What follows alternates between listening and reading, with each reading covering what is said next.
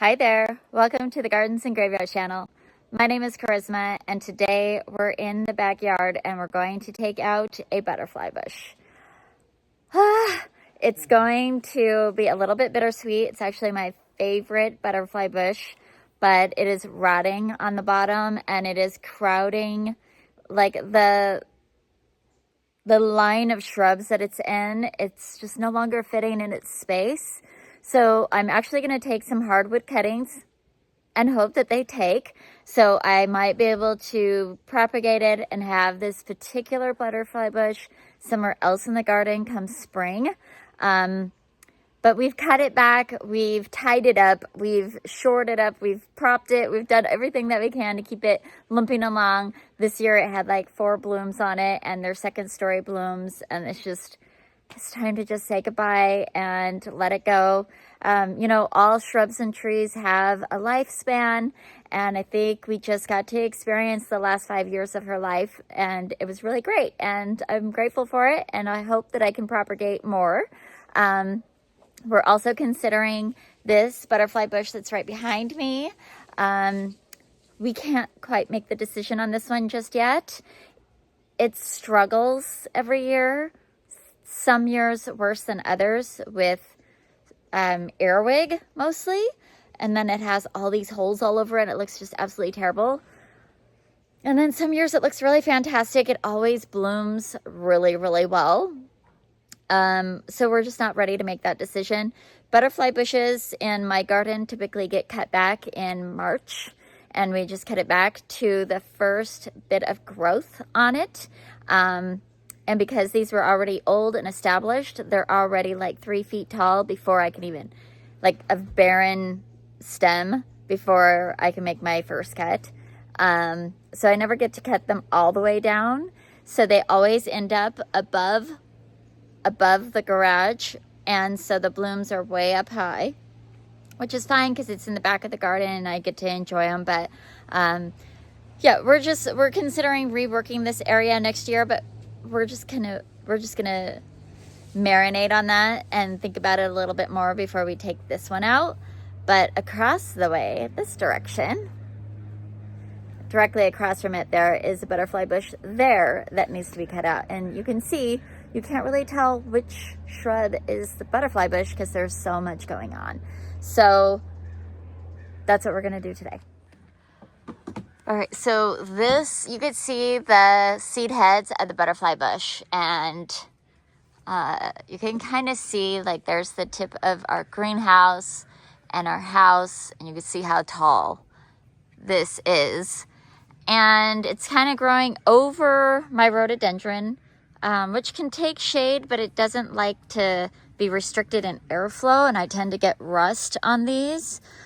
So that's kind of a problem. The other problem is it's in deep shade over here, so the whole shrub is going that way, trying to get some sunshine, and we keep having to tie up these stems because they are rotten in the ground. So we're going to cut it all back. I'm going to take some cuttings and assess what we do next. Right? Is there anything else to say? I don't think so. So the hardwood cuttings, I'm going to take a couple of different cuttings. This green color right here is considered a softwood cutting. So I'm going to cut this off and strip the leaves and put it in some soil. I'll do that with maybe 3 or 5 of those. And then the hardwood cuttings are these, where it's got the brown stem that you could see how these plants will do layering. So if it was laying down, all these stems are going up like this. So yeah, I'm just going to take a couple of different types of cuttings and we'll see what takes. I'm going to do our hardwood cuttings. So we know this was last year's growth because it has flower on it. We're going to take the flowers off because we don't need those. And then we're going to take a long stem like this, strip all of the leaves off. And we'll just leave some of the small leaves on, and make sure that this is a nice clean cut at an angle, because then it shows as much cambium as possible. These are not sharp. Great. And you can even like expose more cambium like this so that roots might come through there. And then we're going to stick it in the soil. So I've made holes all the way around that I could just stick it in just like this. Put it this way actually. And we'll just go around and do that. I'll do probably 6 of the hardwood cutting and 6 or 7 of the softwood cutting.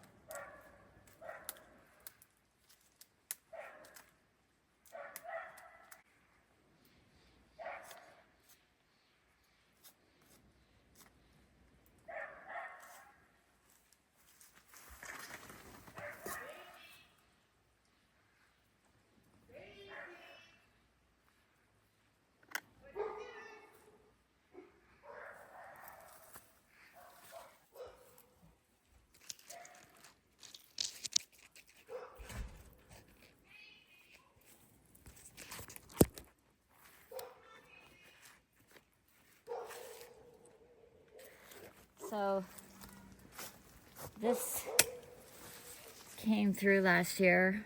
We want the tip where it's real green. And then we can just take off all of these big leaves.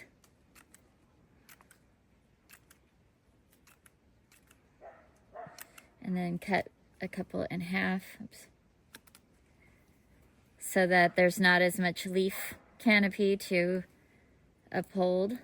Wherever I cut this is enough for roots to come through, so I'm not going to scar these softwood cuttings because I could do a little bit too much damage. Right.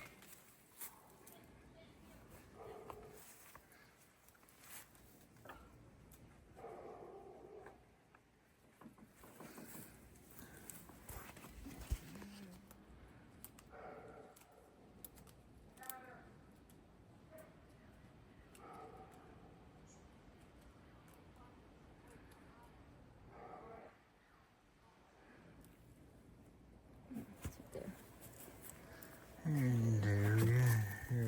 And we don't really want the leaves to be touching No because we don't want to encourage powdery mildew to grow or anything. So there we go. That's good enough for today. Now the rest of it's just going to be cutting it all down. Yay. Before we get too far along, I wanted to show you from this perspective, the other direction. I want to apologize for the dog that's barking next door because it has been barking nonstop all morning. I think maybe their neighbor has a visitor and there's an unhappy pup over there. Everybody's fine. They're just voicing their opinions and we can hear it loud and clear. So I wanted to show you what the butterfly bush looks like from this perspective because we don't really look at it from behind. It's just the easiest way for us to cut it back. So this is the front of the greenhouse, and looking back this direction is where we see the butterfly bush. And you know, this time of year when the leaves have somewhat dropped, it's not as obvious. but it is going to leave a big empty space. So I just wanted to show how it's kind of crowded. We've got a rhododendron, a camellia, the butterfly bush right here, and it's kind of coming over another rhododendron. So it'll be really nice to just free up and let the space kind of breathe.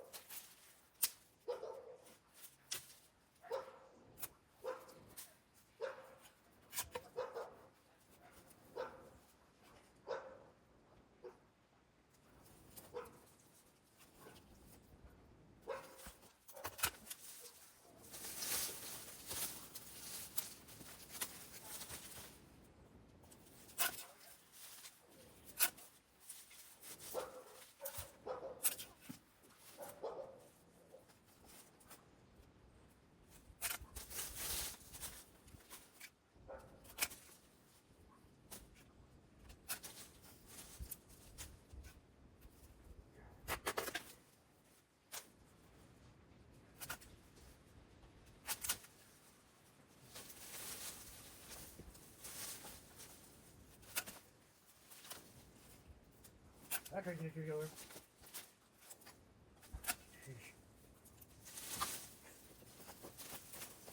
That crazy next to your over. Huh? That crazy next to your over. Possibly you could go her.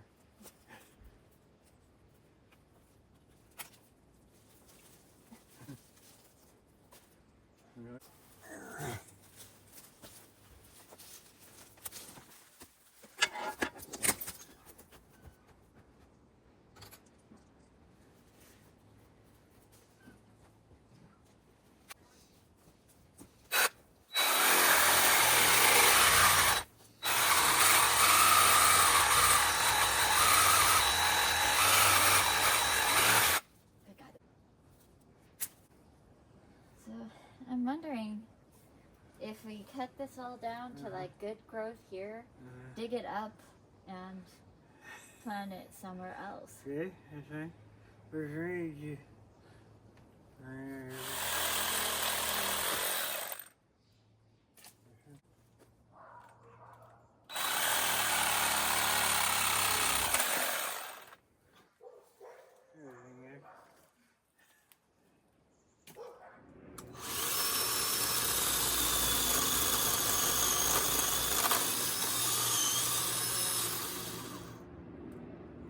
It's just like really hard.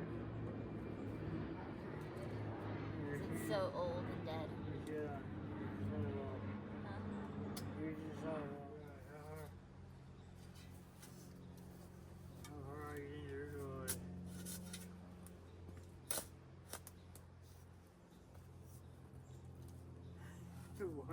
One day, it comes out of your cool that is.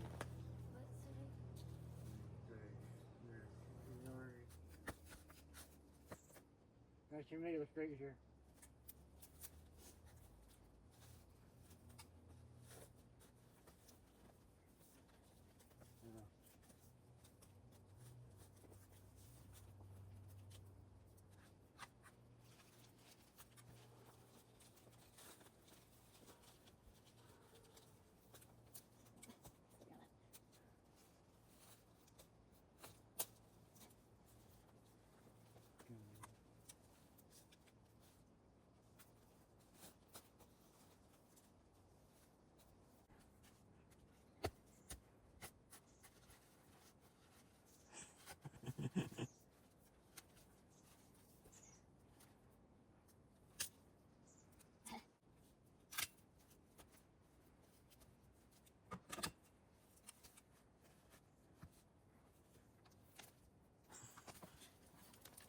Hey, cheer on, hey.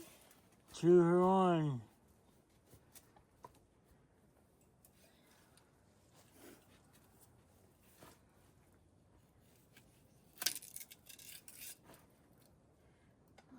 that one little sprout, I don't know.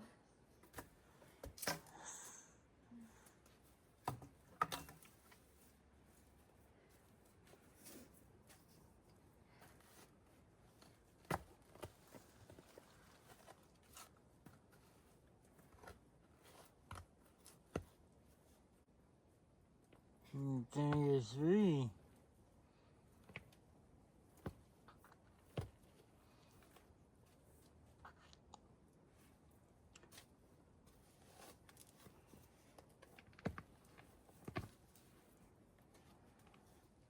The size of the roots. This thing's been in here a while. What's that? Look at the size of the roots. This plant has been in here a while. Guys, hurts. This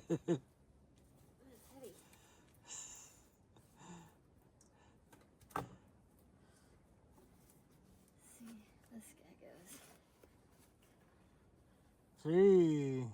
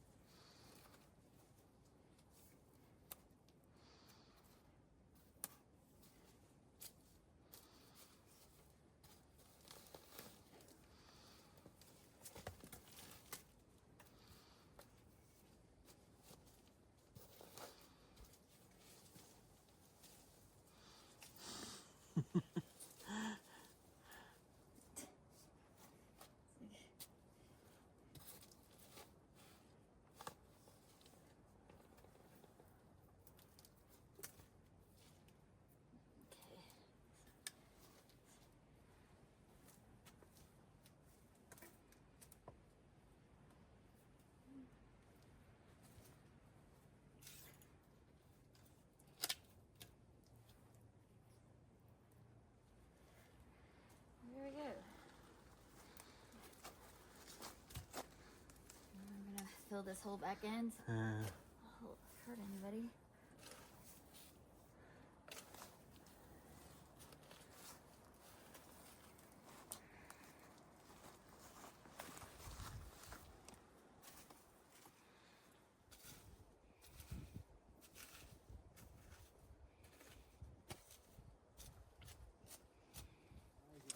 So that root ball came out in 3 clumps, and if I was really desperate, I could try planting them, but I could see that the roots are shallow and go way out. And this section has just this one little sprout on it, and a lot of old dead wood. This one also has a really strange root ball and just this one. I mean, I could try maybe getting in there with a knife and cutting this off with the roots. That might be worth trying to do right here, and just have this nice strong stem and get rid of the old stuff. And then this one is pretty good. It's a little bit, you know, the roots are over on this side more than directly under the plant, but I think I could dig a hole big enough to plant this guy somewhere else and at least try to regrow it.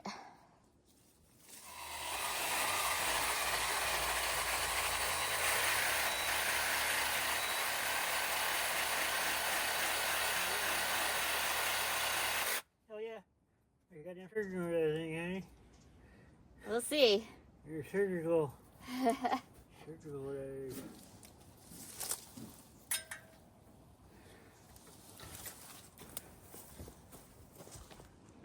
All right, so that space is all cleared out, and the camellia and the rhododendron have room to breathe, maybe grow together a little bit.